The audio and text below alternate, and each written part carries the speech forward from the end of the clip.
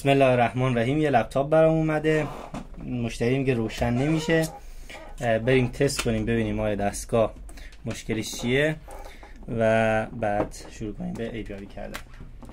من سیم آداپتور رو بهش وصل میکنم. دستگاه اتومات شروع میکنه به روشن شدن. آمپری که داره اینجا میکشه رو ببینید. از آمپر این قسمت هم ببینید کپس لاک داره میزنه. خب وقتی تو لپتاپ های دل داره کپس لاک میزنه به این معناست که ما تصویر رو داریم، ولی اگه تصویر روی صفحه نمیاد یه مشکلی تو مدار LCD داریم. مدار LCD ما باید ببینیم چه مشکلی داره تا اینکه اون مشکل رو برطرف کنیم. پس ما در اصل ما تصویر رو داریم.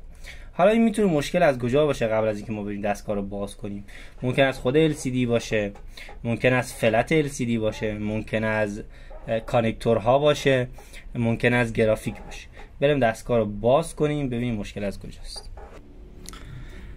خب دوستان ببینید، وقتی این اتفاق میفته اولین قدم اینه که ما بیایم یک دونه LCD تست داشته باشیم.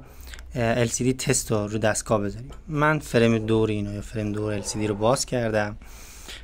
الان میخوام یک بار برای اطمینان کانکتور دستگاه رو جدا کنم، دوباره بهش وصل کنم ببینم آیا تغییری میکنه یا نه.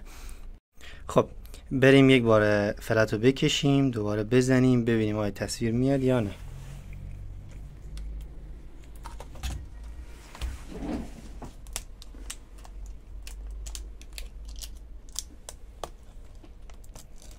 فلت رو باز میکنیم با یه چیزی نرم، یک بار اینجا رو تمیز میکنیم، یک بارم خود فلت رو.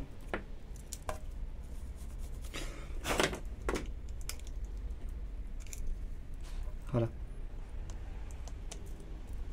دستگاه رو وصل میکنیم این قسمت.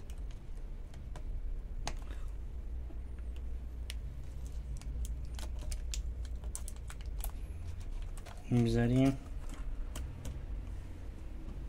دستگاه رو به برق وصل میکنیم. حالا سویچ میزنیم ببینیم دستگاه تصویر میده یا نه. داره بازی میکنه. ببینید تصویر دستگاه اومد. تصویر دستگاه اومد. فقط تنها مشکل دستگاه این بود که فلت دستگاه شل شده بود. در نتیجه مشتری وقتی دستگاه رو بسته بوده، صبح دوباره روشن کرده، فلت یه مقدار جابجا شده، حالا به هر دلیلی جابجا شده بوده و همین باعث شده بوده که دستگاه تصویر نداشته باشه و یوزر یا مشتری بگه آقا دستگاه من روشن نمیشه، دستگاه من روشن نمیشه. ببینید تعمیرات، بازم میگم تعمیرات سخت نیست، فقط باید منطق اون قضیه رو متوجه بشیم. من وقتی زدم به برق نگاه کردم دستگاه داره آمپر میکشه. وقتی داره آمپر میکشه کلید کپس لاک رو زدم، دیدم خب روی کپس لاک تصویر دارم، به اصطلاح روی کپس لاک تصویر دارم. حالا سه تا گزینه اینجا میشه، گفتم یا LCD مشکل داره، یا فلت مشکل داره، یا کانکتورها، یا گرافیک.